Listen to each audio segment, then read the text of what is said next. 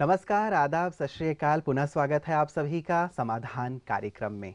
मित्रों, हम चर्चा कर रहे हैं व्यक्तित्व विकास की, जिसकी आज के समाज में बहुत ज़्यादा आवश्यकता है, विशेष करके युवाओं को, क्योंकि वो कहीं भी जाते हैं, चाहे वो इंटरव्यू देने के लिए जा रहे हों, चाहे अन्य स्थानों पर जा रहे हों, एक आदर्श व्यक्तित्व, एक प्रतिभाशाली व्यक्तित्व, एक आकर्षक व्यक्तित्व की मांग हर स्थान पर होती ही होती है। इसीलिए हम इस पर बहुत गहराई से चर्चा कर रहे हैं। और कल हमारी चर्चा हो रही थी व्यावहारिक व्यक्तित्व के ऊपर, जिस पर हम बात कर रहे थे कि बोल का बहुत ज़्यादा महत्व है। जब हम व्यवहार में आते हैं तो बोल के माध्यम से ही या तो हम लोगों के दिलों को जीत लेते हैं, या तो हमेशा के लिए अपने आप को गंवा बैठते हैं, अपने व्यक्तित्व को जैसे कहीं खो बैठते हैं। इसीलिए आवश्यक है कि हम अपने व्यावहारिक व्यक्तित्व पर भी विशेष करके ध्यान दें। इसी चर्चा को हम आज भी आदरणीय सूर्य भाई जी के साथ आगे बढ़ाएंगे। आइए उनका स्वागत करते हैं। आदरणीय भ्राता जी, आपका बहुत बहुत बहुत स्वागत है। Thank you. भ्राता जी, कल हम चर्चा कर रहे थे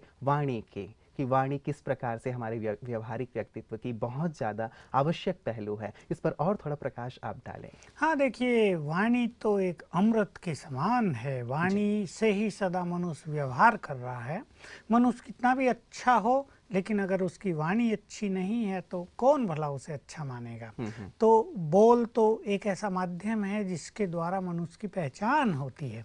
तो जितने रॉयल बोल हमारे होंगे, जितने सुख देने वाले बोल होंगे, जितने दूसरों के लिए मन भावन बोल होंगे, उतना ही हमारे व्यक्तित्व की ओर लोग आकर्षित होंगे।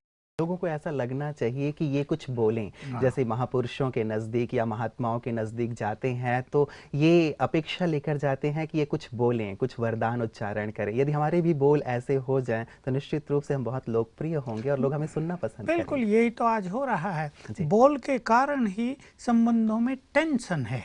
सचमुच अगर मनुष्य अपने बोल को सुधार ले तो 90% टेंशन तो वैसे ही समाप्त हो जाएगी। समस्याओं से मनुष्य को टेंशन कम होती है, पर दूसरों के बोल से, बोल में भी जो अपमान फीलिंग होती है, उससे बहुत ज्यादा टेंशन बढ़ती है। इसीलिए तुरंत रिएक्ट शायद नहीं करना चाहिए भ्राता जी। कई बार ऐसा होता है कि परिस्थिति आती है, बातें आती हैं और हम तुरंत कुछ बहुत ज्यादा रिएक्शन अपनी तरफ से दे देते हैं और वो रिएक्शन बहुत नेगेटिव होता है। तुरंत रिएक्ट करने से क्रोध भी बढ़ जाता है, और क्रोध जब मनुष्य को बढ़ जाता है तो उसको ये पता नहीं चलता वो क्या बोल रहा है। उसकी विवेक शक्ति उससे भ्रमित हो जाती है।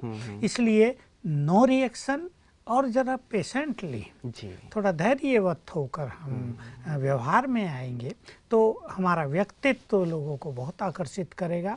और अगर हम जल्दी जल्दी क्रोध में आने लगेंगे तो निश्चित रूप से कोई भी हमें पसंद नहीं करेगा। जी, और इसीलिए किसी ने कहा भी है भ्राता जी कि थिंक बिफोर यू स्पीक।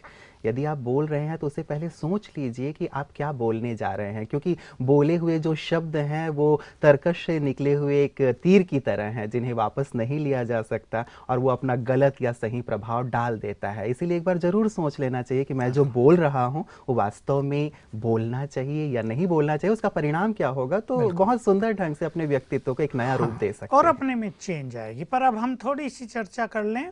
देखिए, व्यक्तित्व को आकर्षक बनाने के लिए चेहरे की मुस्कान, होठों की मुस्कान, एक ये चीज, दूसरे हमारे गुड मैनर्स, दोनों ही चीजें बहुत आकर्षित करती हैं मनुष्य को। एक व्यक्ति बहुत रिजिड नेचर का है, एक व्यक्ति इतना ज्यादा गंभीर है कि उसके चेहरे पर सीरियसनेस छाई रहती है, किसी के चेहरे पे मायूसी छाई रहती है, कोई छोटी छोटी बातों में परेशान रहते हैं, उनके चेहरे की मुस्कान लोप हो जाती है। इससे हम बचकर अपने चेहरे पर एक मुस्कान लाएं, और ये भी होगी आंतरिक स्थिति से। कुछ लोग मुस्का तो देते हैं लेकिन अंदर में उतने खुश नहीं होते हैं। तो हमारी आंतरिक मुस्कान लोगों को वास्तव में अट्रैक्ट करती है। इसमें साथ में ये भी जोड़ देना उचित होगा, कई लोग बहुत हंसा करते हैं और वो यही सोचते हैं कि बहुत हंसना लोगों को अट्रैक्ट करेगा, लेकिन किसी भी चीज की अति उत्तम नहीं होती है। हर चीज में एक बैलेंस, यद्यपि हंसना स्वास्थ्य के लिए बहुत आवश्यक है, लेकिन स्थान देख करके हंसे। जैसे आपने कहा, excess is everything is bad. तो एक अच्छी मुस्कान, चेहरे पर बहुत खुशी होगी। वास्तव में मुस्कान की भी जो बेस है, जो जिसके कारण मनुष्य में रियल मुस्कान रहती है, एक नेचुरल, वो है आंतरिक खुशी। तो जिसके जीवन में बहुत खुशी है, उसके चेहरे पर मुस्कान है, उसके व्यक्तित्व में उतना ही आकर्षण लोग है। आकर्षित होते ही हैं भ्राता जी इस ओर। जैसे एक फूल की ओर भौरा आकर्षित होता है, वैसे ही यदि कोई व्यक्ति मुस्कुरा रहा है तो कोई अपरिचित भी है, अनजान भी है, निश्चित रूप से उसकी ओर आकर्षित होगा, उसके समीप आना चाहेगा, बनिस्बत उस व्यक्ति के जो बिल्कुल मुरझाया हुआ है, दुखी है, निराश है। और इसीलिए शायद स्माइल के लिए कहा जाता है भ्राता जी कि speak more in less energy. तो ये अपने आप में एक सेंटेंस है, बहुत कुछ कह जाता है, बहुत सुंदर प्रभाव डालता है। इसलिए जिन्हें अपने व्यवहारिक व्यक्तित्व को श्रेष्ठ बनाना है, निश्चित रूप से एक सुंदर सी मुस्कान उनके चेहरे पे अवश्य होनी ही चाहिए। बहुत अच्छी एक और भी चीज होती है, एक व्यक्ति कुछ बुरा बोल रहा है और हम मुस्कुरा के आगे बढ़ गए, तो देखिए उसके बुरे बोलने का एक रेस्पॉन्स भी हो गया और हमारी मनोस्थिति पर भी कोई बैड इफेक्ट नहीं होगा और ये बात लोगों को बहुत अट्रैक्ट करेगी। इसलिए आंतरिक खुशी और मुस्कान बहुत आवश्यक है। इसलिए हम तो ऐसा कहते हैं, मुस्कुराइए, समस्याएं भगाइए। बहुत सुंदर भ्राता जी। और इसमें कोई खर्च भी नहीं करना पड़ता हमें, हम सारी दुनिया को जीत लेते हैं, लोगों के दिलों को जीत लेते हैं, खुद भी हल्के रहते हैं और दूसरों को एक प्रकार से आनंद बांटते हैं। किसी ने कहा कि मुस्कान एक संक्रामक रोग की तरह है, संक्रमण की तरह है, कह लीजिए, रोग ना भी कहें तो। आप मुस्कुरा रहे हैं तो सामने वाला व्यक्ति कैसा भी है मुस्कुराएगा जरूर। तो और इस प्रकार हम एक पॉजिटिविटी फैलाते हैं। हाँ देखिए, मुझे याद आ गई, मैं श्री कृष्ण के चरित्र बहुत पढ़ता हूँ, तो श्री कृष्ण ना हर परिस्थिति में मुस्कुरा रहा है। वो दिखाया है, चाहे कुछ भी हो रहा है वो मुस्कुरा रहा है, लोगों को गुस्सा भी आ रहा है, ये मुस्कुराता ही रहता है। फिर वो बताता है कि देखो असलियत तो ये है। तो पता चलता है कि वो उनका व्यक्तित्व इतना महान है कि किसी भी छोटी मोटी चीज के केवल वर्तमान पहलू को वो नहीं देख रहे हैं, तीनों कालों की दृष्टि से उसको देख रहे हैं और जान रहे हैं, इसलिए मुस्कुरा रहे हैं। शिशुपाल गाली दे रहा है उसको, नो इफेक्ट, मुस्कुरा रहे हैं। जब 99 हो गई तब सावधान करते हैं, अब 100 पूरी ना कर देना। तो देखिए ये उनके व्यक्तित्व के लिए एक बहुत महत्वपूर्ण चीज थी। तो मुस्कुराना सचमुच हमारी पर्सनालिटी को चमकाने वाला है। और एक बात जो भ्राता जी आप कह रहे हैं कि बाह्य मुस्कान ही नहीं, लेकिन ये मुस्कान कहीं ना कहीं अंदर से आनी चाहिए। एक होता है आर्टिफिशियली हम बाहर से मुस्कुरा रहे हैं, वो भी बहुत अच्छी चीज़ है, लेकिन यदि मुस्कान अंदर से आए, यदि अंदर से मेरे पास एक संपूर्ण ज्ञान है, एक अच्छी समझ है, लोगों के लिए भी और अपने लिए भी मैं बहुत पॉजिटिव हूँ, तो वो मुस्कान शायद बहुत दिल से उभर के सामने आएगी और इसका कहीं ज़्यादा असर पड़ेगा। बिल्कुल, हम अपने चित्त को किसी भी चीज से मैला करें नहीं, हम अपने मन को किन्हीं भी घटनाओं से भारी होने ही न दें। हमारे अंदर में बहुत हल्कापन हो, इजीनेस हो, लाइटनेस हो, तो हमारी ये मुस्कान मतलब कंटिन्यूअसली बनी रहेगी। इसको कोई नष्ट नहीं कर पाएगा, बल्कि हमें तो एक ऐसा चैलेंज ले लेना चाहिए कि भला कोई हमारी मुस्कान को मिटा के तो दिखाए। जी जी जी, ये बहुत अच्छा चैलेंज होगा। लोग नेगेटिव चैलेंजेस लेते हैं कि तुमने मुझे ये कहा, मैं भी ये करके दिखाता हूँ, बल्कि एक सुंदर पॉजिटिव चैलेंज ले यदि मनुष्य, हमारा युवा वर्ग, कि तुम चाहे कुछ भी कर लो, मैं तो मुस्कुराता ही रहूंगा, तुम मेरी खुशी को, मेरी मुस्कान को नहीं छीन सकते। एक अच्छा प्रवाह पूरे समाज में फैलेगा, युवा वर्ग में फैलेगा, और इसकी शायद आवश्यकता है, बहुत आवश्यकता है। ऐसी बात है गुड मैनर्स की, रॉयल मैनर्स की, जो बहुत आवश्यक होती है और छोटों को तो वो पहले से ही सीख लेनी चाहिए। यद्यपि ये बात सबके लिए इक्वली इम्पोर्टेंट है, लेकिन जैसे दूसरों को आप कह के बात करना, कई लोग तुम, तू ऐसे कह के बात करते रहते हैं, भले उनके मन के भाव कुछ नहीं होते, लेकिन जो सुनने वाला है उसे अच्छा नहीं लगता। कल मैं देख रहा था, एक बड़ा व्यक्ति छोटे बच्चों से बात कर रहा है, 4 छोटे बच्चे खड़े थे और वो उन्हें आप कह के बोल रहा है। मैं रुका, मैंने कहा ये ऐसे ही बोल रहा है, लेकिन जब दोबारा उसने बोला फिर भी यही बोला, आप तो बहुत अच्छे लगते हो, आप तो बड़े मुस्कुरा रहे हो, आप कौन सी क्लास में पढ़ते हो बेटा? तो मुझे लगा ये बड़ा व्यक्ति, वो होगा 40 साल का और ये बच्चे थे 6-7 साल के, तो मुझे बड़ा अच्छा लगा। देखो जब ऐसे अच्छा लगता तो बच्चों पर भी उसके वाइब्रेशंस का कितना सुंदर इफेक्ट जा रहा होगा। एक प्रकार से भ्राता जी हम सिखा भी रहे हैं बच्चों को कि मैं आप कह रहा हूँ तो बच्चे भी कभी तुम शब्द का इस्तेमाल नहीं करेंगे, चाहे बड़ों से बात करें चाहे छोटों से बात करें। और ऐसे ही मान लो हम युवक बैठे हैं और कोई बड़ा व्यक्ति आ जाता है, तो ये एक रॉयल मैनर माना जाता है कि हम खड़े होकर उन्हें सीट दें, उनका वेलकम करें, बल्कि वेलकम भी करना चाहिए कि आइए, वेलकम है आपको। और ऐसे ही एक कॉमन सी बात कि कोई हमारे लिए कुछ कार्य करता है या कुछ भी हुआ, हम उससे थैंक्स देना ना भूलें। कभी कभी लोग ऐसे होते हैं कि थैंक्स शब्द भारत में तो इतना प्रचलित था ही नहीं, धन्यवाद भी लोग नहीं कहते थे। ठीक है, विदेशियों से ये बात तो अच्छी भारत वालों ने भी सीख ली अब कि कम से कम थैंक्स और सॉरी तो कहने ही लगे हैं, नहीं तो दोनों चीज़ कहते ही नहीं थे। पर मैंने विदेशों में एक चीज़ देखी कि वो सारा दिन में इतनी बार थैंक्स और सॉरी बोलते हैं कि वो भी एक अच्छा मैनर नहीं दिखाई देता है। बार बार थैंक्स, बार बार सॉरी। वैसे भ्राता जी, इसको एक मैजिकल वर्ड भी कहा गया है। ये ऐसे शब्द हैं जो वास्तव में सामने वाले के ऊपर अच्छा प्रभाव डालते हैं। लेकिन आप जैसा कह रहे हैं कि भाई, जो हम कह रहे थे कि किसी भी चीज़ की अधिकता अच्छी नहीं होती है, तो हम इसका भी बैलेंस रखें। और मान लो कहीं हमसे गलती हो भी जाए तो हमें सॉरी फील तो करना ही चाहिए। ये भी हमारे रॉयल मैनर्स में आता है। ऐसे ही खाना पीना, उसका तरीका, इवन पानी पीने का भी एक तरीका है।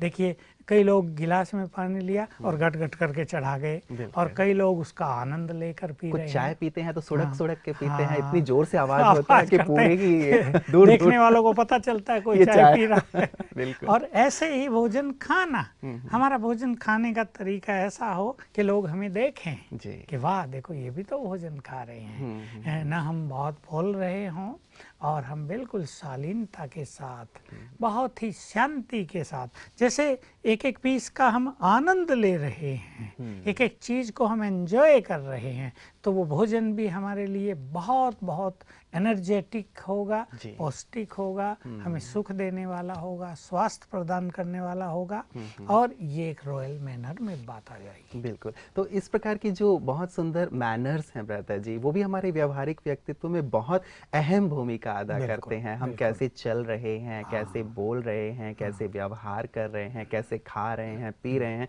तो इन सब चीज़ों का विशेष करके ध्यान रखना चाहिए। भ्राता जी, दो चीज़ें हो सकती हैं, इसमें मैं थोड़ी क्लैरिटी चाहूँगा आपसे। एक होगा कि हम इसके प्रति कॉन्शियस हो जाएं कि हमें ऐसा करना है, लेकिन इससे कहीं बेहतर ये होगा कि ये हमारी आदत में शुमार हो जाए। लेकिन यदि अभी ऐसी आदत नहीं है तो फिर हमें क्या करना चाहिए, किस प्रकार से इस ओर बढ़ना चाहिए? देखिए, किसी भी चीज़ के बारे में अवेयरनेस रखना एक सुंदर चीज़ है, लेकिन बार बार कॉन्शियस हो, वो मनुष्य को उसी ओर ले जाएगी, बाकी कार्य उसके छूट जाएंगे। इसलिए इसको अपनी आदत बना लेना ही अच्छा है। और किसी भी चीज़ को आदत बनाने का तरीका ये है, देखिए सिंपल सी एक फिलोसॉफी याद रखेंगे कि उस चीज़ को हम 21 बार कर लें, बस वो हमारी नेचर बन जाएगी। किसी भी चीज़ को सच्चे दिल से यदि हम 21 बार कर लेते हैं तो हमारा स्वभाव बन जाता है, और फिर चाहे चलना हो, खाना हो या मुस्काना हो, सब नेचुरल रूप से ऑटोमेटिकली। अच्छा, कई बार ऐसा होता है भ्राता जी कि जब लोगों के बीच हम होते हैं, घिरे हुए होते हैं, तब तो हम इन चीज़ों का ध्यान रखते हैं, लेकिन जब हम अकेले हैं, स्वतंत्र हैं, तो इन चीज़ों का बिल्कुल भी ध्यान नहीं रखते। तो ये भी कहीं ना कहीं फिर प्रभाव डालता है जब हम संगठन में आते हैं। अगर हम उसको अपने नेचर बना लेंगे तो चाहे हम अकेले हों या कहीं भी हों, वो हमारी नेचर ऑटोमेटिकली काम करेगी। जैसे किसी की नेचर पैर हिलाने की हो जाती है तो उसको सोचना नहीं पड़ता, उसके पैर आप ही हिलते रहेंगे। ऐसे ही अगर हम ऐसी रॉयल नेचर को अपना लेते हैं, ऐसे गुड मैनर्स हमारा स्वभाव बन जाता है, तो उसके लिए हमें सोचना मतलब हम दिखावे के लिए ना करें कि हम बहुत अच्छा दिखें, वो दिखावा ना हो, लेकिन ये हमारे स्वभाव में आ जाए, हमारे जीवन में आ जाए। तो चाहे हम अकेले हों, चाहे 100 लोगों के बीच हों, लेकिन वैसे ही रहें जैसे हम अकेले रहते हैं। बिल्कुल, हमें ऐसा ना लगे कि भाई 4 लोग बैठे, वो मुझे क्या कहेंगे, इसलिए मुझे ऐसे बोलना चाहिए, मुझे ऐसे बैठना चाहिए, मुझे ऐसे देखना चाहिए। ये टेम्परेरी बात हो जाएगी। लेकिन अगर हम इसको स्वभाव बना लेंगे तो हमें सोचना भी नहीं पड़ेगा, ऑटोमेटिकली ये काम होगा। तो हम अच्छी आदतों को, अच्छे मैनर्स को स्वीकार करते चलें यदि हमें एक सुंदर व्यवहारिक व्यक्तित्व बनाना है। अन्य किन बातों पे ध्यान? देखिए, एक बहुत इंपॉर्टेंट चीज है व्यक्तित्व विकास के लिए, और वो है समय की प्रतिबद्धता। यानी हर काम समय पर करना, कुछ लोग इस बारे में बड़े केयरलेस होते हैं। कई कई जगह तो ऐसा हो गया, विदेशों के कई समाचार हमने पढ़े कि कैंडिडेट्स इंटरव्यू देने के लिए आए लेकिन 5 मिनट लेट हो गए और उन्हें रिजेक्ट कर दिया गया कि तुम्हें समय की इतनी कदर नहीं है तो तुम हमारे काम की कैसे कदर करोगे। तो समय पर पंचुअल होना ये एक बहुत ही अच्छी चीज है। जो व्यक्ति समय से पहले ही अपने कार्य पूर्ण कर लेता है वो वास्तव में बुद्धिमान भी है और एक श्रेष्ठ व्यक्तित्व का धनी भी है।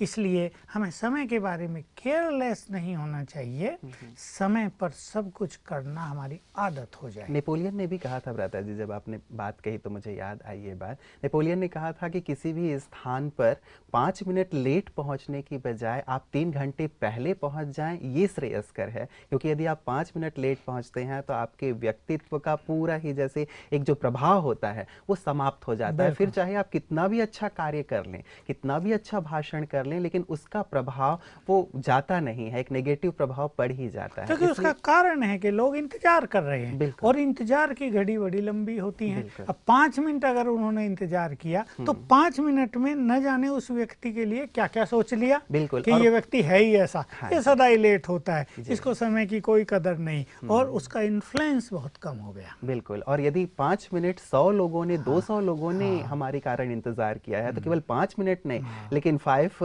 इज इक्वल टू इनटू कर दीजिए कि इतने सारे लोगों का, तो निश्चित रूप से उस पर जो प्रभाव पड़ता है वो बहुत बुरा है। तो हम अपनी समयबद्धता का जरूर ध्यान रखें, समय पर पहुंचें। कुछ लोग ऐसे होते हैं कहीं भी टाइम पे नहीं पहुंचते जी, कहीं भी नहीं। इवन ट्रेन भी पकड़नी है तो लेट ही आ रहे हैं। अभी ट्रेन तो अपने समय पे चलेगी, चलो कभी ट्रेन लेट हो भी जाए लेकिन हमें तो समय की प्रतिबद्धता होनी ही चाहिए।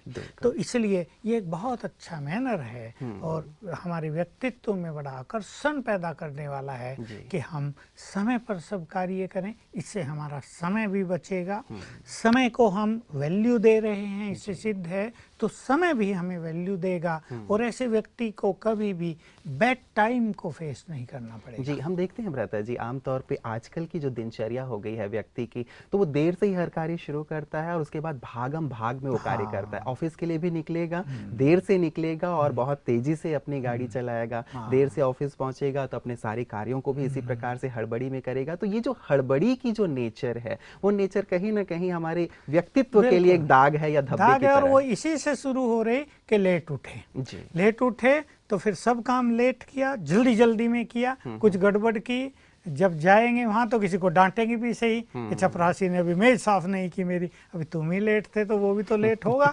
तो अपने लेट होने का उन्हें कुछ नहीं, लेकिन दूसरे ने क्यों काम नहीं किया, वो लेट क्यों आ रहा है।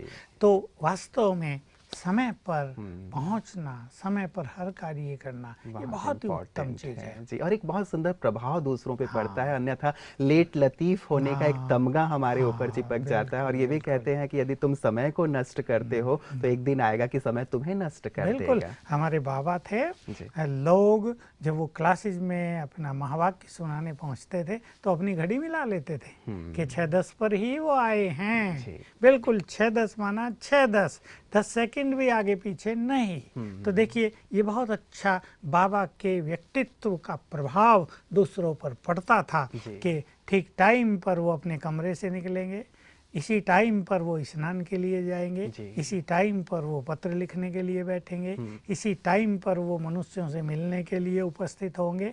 ये नहीं कि लोग इंतजार कर रहे हैं कि बाबा कब आएंगे, भाई घंटों घंटों इंतजार हो रही है। किसी को कभी इंतजार करनी नहीं पड़ी थी बाबा की। तो ये उनके व्यक्तित्व को सचमुच एक अनोखा रूप देने वाला था और ये सिखाने वाला भी होता है। हम अपना जीवन यदि ऐसा बना लेते हैं तो बहुत सारे लोग जो ऐसे लेट लतीफ हैं या समय को महत्व नहीं देते, वो भी समय को महत्व देना शुरू करते हैं। उनके जीवन में भी हम इस प्रकार की एक अच्छी चीज जैसे सिखा पाते हैं उन्हें। एक बहुत सुंदर SMS भ्राता जी आज मेरे पास आया था और उसमें उन्होंने लिखा था कि संसार में कोई भी व्यक्ति इतना अमीर नहीं है जो वो अपने बीते हुए पल को खरीद सके।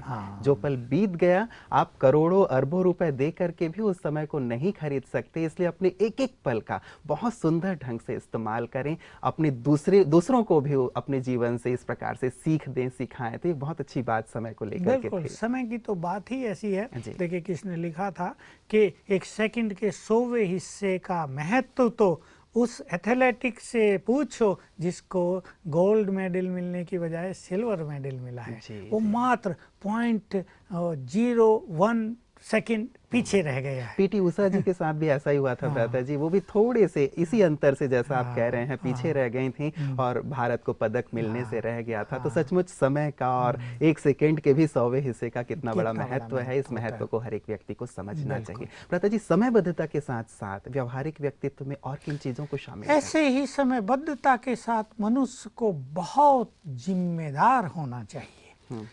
जिम्मेदारी पूर्वक कर्तव्य करना, कर्तव्य परायण होना और जिम्मेदारी को महसूस करना, केयरलेस न होना, जो रेस्पॉन्सिबिलिटी हमें दी गई है उसके लिए अपने को फुल्ली डेडिकेट कर देना, कमिटेड कर देना, ये बहुत इम्पोर्टेंट चीज़ है और इसका भी मनुष्य के जीवन में उसके व्यक्तित्व के लिए बहुत बहुत महत्वपूर्ण है। जी जी, मतलब एक प्रकार से जिम्मेवारी जरूर ले, जो कार्य दिया गया है उस कार्य को सही ढंग से वो पूर्ण करे, बनस्पत इसके कि वो टाल मटोल करता रहे, किया नहीं किया। लोग देखे कि उनको जिम्मेदारी दी गई है तो केयरलेस हैं, बिल्कुल अरे हो जाएगा, ठीक है कर लेते हैं, और जब आ गया समय तब हड़बड़ी फटाफट कुछ कर रहे, कुछ छोड़ रहे, कुछ बिगाड़ रहे, कुछ तोड़ रहे, ऐसा काम किया।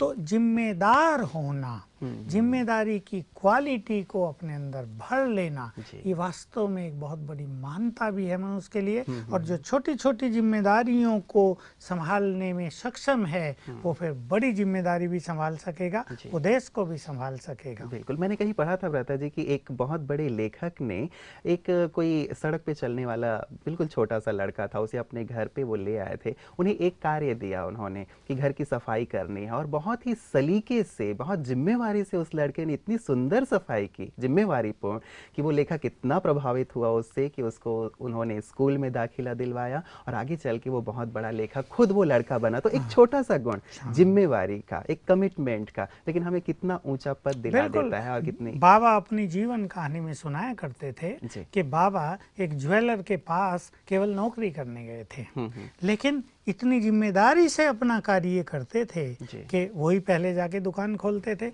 सब कुछ ऐसा सेट कर देते थे कि मालिक जब आता था वो देखता ही रह जाता था और वाह वाह किए बिना रह नहीं पाता था। और कुछ ही समय के बाद उसको भागीदार बनाया, फिर आधा हिस्सेदार बना लिया और धीरे धीरे बाबा एक प्रसिद्ध ज्वेलर बन गए।